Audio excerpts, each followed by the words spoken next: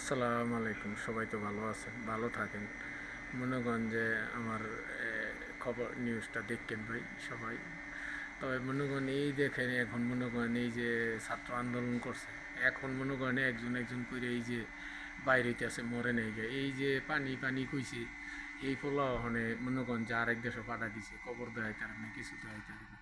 তবে মনে করেন আর একটা পোলায় ইয়াতে চট্টগ্রাম না কোন জায়গায় সেই পোলায় আবার কইতেছে যে আমি তো ওই মুখ্যমন্ত্রী এই আন্দোলনের 5 তারিখে মরি নেই, তাহলে এখন এই আমার যে হত্যা মামলা দিয়েছে প্রধানমন্ত্রীর নামে এটা প্রত্যাহার করানোর জন্য সে সাংবাদিকের কাছে দেখা হয়েছে। আরও কিছু লোক দেখা হয়েছে, আরও মেইয়া মারা গেছে, হিডিও অনেক কিছু দেখা গেছে। এখন আবার উপদেষ্টার বানাইতেছে মনে করেন যে নাম পাল্টাই। তো এইটা তো মনে করেন দেশ একটা স্বৈরাচারী সিস্টেম হয়েছে। এটা তো মনে করেন ধোকাবাজি দিয়ে এই সরকারের লড়াইছে।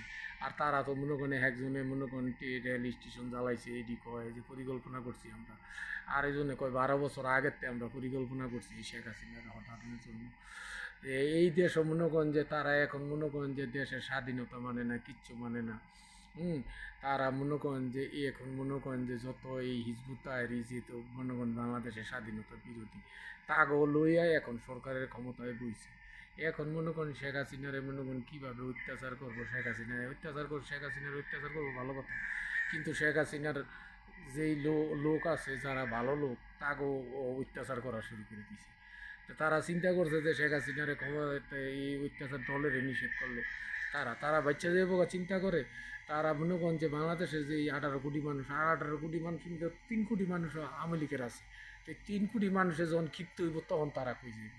কিন্তু তাকে বুঝার দরকার যে আওয়ামী লীগের লোক সহনীয় হইয়া যেভাবে বুঝ ব্যবস্থা মীমাংসা কইরা ফিরে ইলেকশন দিয়া তারা ফয়সালা কইরা যাবে। তাহলে বিএনপি ক্ষমতায় হোক, যায় ক্ষমতায় যায় বা জনগণ চাইবো তারে দিব, এটি হচ্ছে কথা।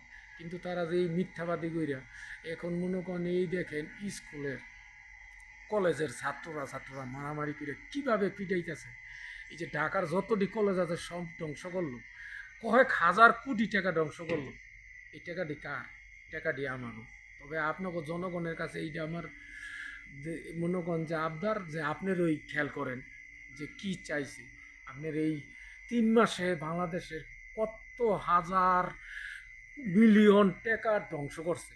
তো আপনারা চিন্তা করেন তারা কি চায় বাংলাদেশে। তবে সবার কাছে এইটি আবদার, সবাই ভালো থাকেন, সুস্থ থাকেন, বাংলাদেশের মানুষ ভালো থাকেন, এইটি আমি চাই।